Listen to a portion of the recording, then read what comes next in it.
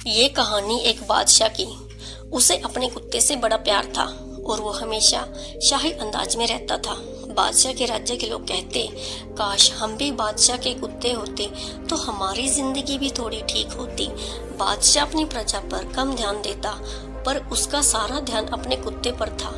वो अपने कुत्ते से इतना प्यार करता था कि कुछ लोग बादशाह की मिसाल देते थे, अगर जानवरों से प्यार करना है तो बादशाह से सीखिए। बादशाह जहाँ भी जाते अपने पालतू कुत्ते को साथ में रखते। दरबार में भी उनका कुत्ता हमेशा पास में बैठा रहता। एक बार बादशाह को किसी दूसरे राज्य के राजा से मिलने जाना था और वहां तक का रास्ता समुद्री था। बादशाह वहां जाने के लिए अपने जहाज में सवार हुए और उनके साथ मंत्री, सैनिक और कुछ सवारी लोग भी थे।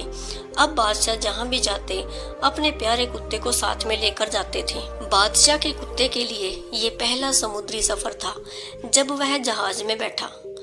और जब वह जहाज आगे बढ़ना शुरू हुआ तो जहाज के पानी में हलचल की वजह से वह कुत्ता घबराने लगा और इधर उधर जहाज में भागने लगा। जहाज में बैठे बाकी लोग कुत्ते की इस हरकत को देखकर खुद को अस्वस्थ महसूस करने लगे और उस कुत्ते के उछल कूद की वजह से जहाज में बैठे लोगों को चिंता होने लगी कि कहीं जहाज पलट न जाए। हर कोई चाह रहा था कि काश ये बात बादशाह को भी समझ में आ जाए। बादशाह को शुरू शुरू में अच्छा लग रहा था कि उनका कुत्ता बड़े मजे से जहाज में खेल रहा था, लेकिन थोड़ी ही देर बाद बादशाह को भी यह चीज अच्छी नहीं लगी। उन्हें लगने लगा कि कोई खतरा हो सकता है और कुत्ते के इस उछल कूद से कहीं जहाज पानी में न पलट जाए। जहाज में सफर कर रहे लोगों में एक दार्शनिक बैठा हुआ था।